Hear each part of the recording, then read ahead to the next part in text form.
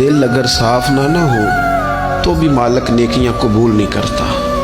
पाक होवे ते पाक ही मिलदा ही, ते बिना पाकों पाक नहीं मिलदा।